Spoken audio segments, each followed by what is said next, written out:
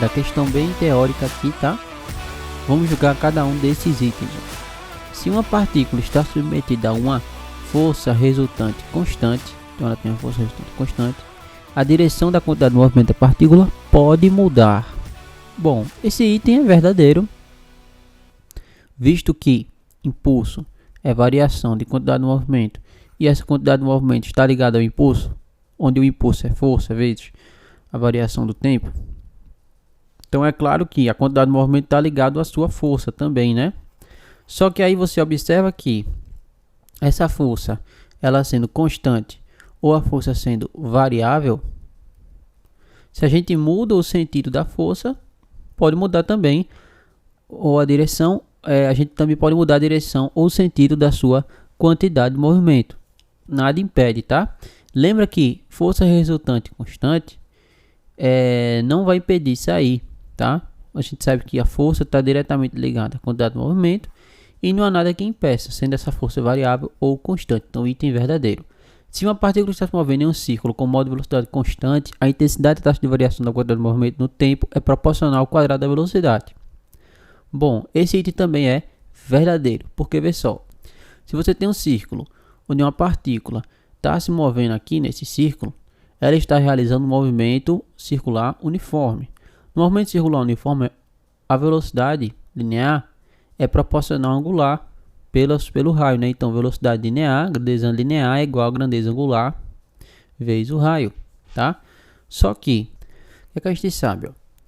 A gente sabe que essa força resultante, no movimento circular uniforme, é a força centrípeta, tá certo?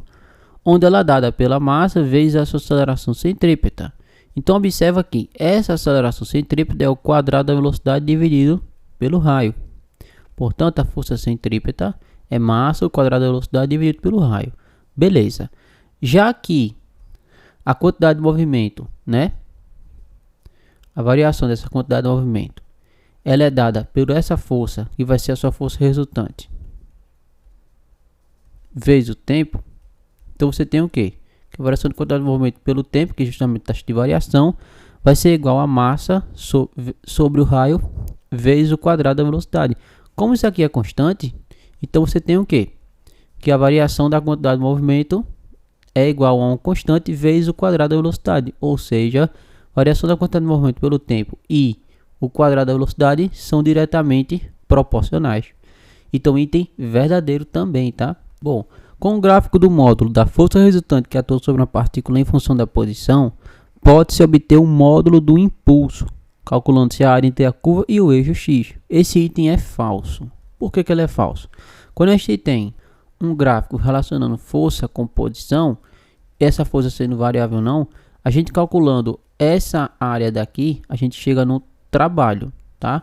Lembra aí que trabalho é produto da força vezes essa sua posição, esse seu deslocamento, tá? Então a gente chegaria no trabalho e não na questão do impulso, tá? Para chegar no impulso, no lugar de x deveria ter a variação do tempo. Aí sim, tá bom? O item 4, ele também é falso. Porque vê só, impulso, ele é força vezes variação do tempo. Em módulo aqui, ou seja, onde isso aqui também é visto como variação da quantidade de movimento. Se eu dividir tudo pelo tempo, então eu tenho que o impulso dividido pela variação do tempo é igual a força, que é igual a variação da quantidade de movimento pelo tempo. Então perceba que variação da quantidade de movimento pelo tempo é igual à sua força, e não a variação da quantidade de impulso pelo tempo. Isso aqui são grandezas diferentes, tá bom? Então esse item também é falso. Ou seja, verdadeiro é o primeiro e o segundo, e nós ficamos aí com a nossa letra A. Beleza?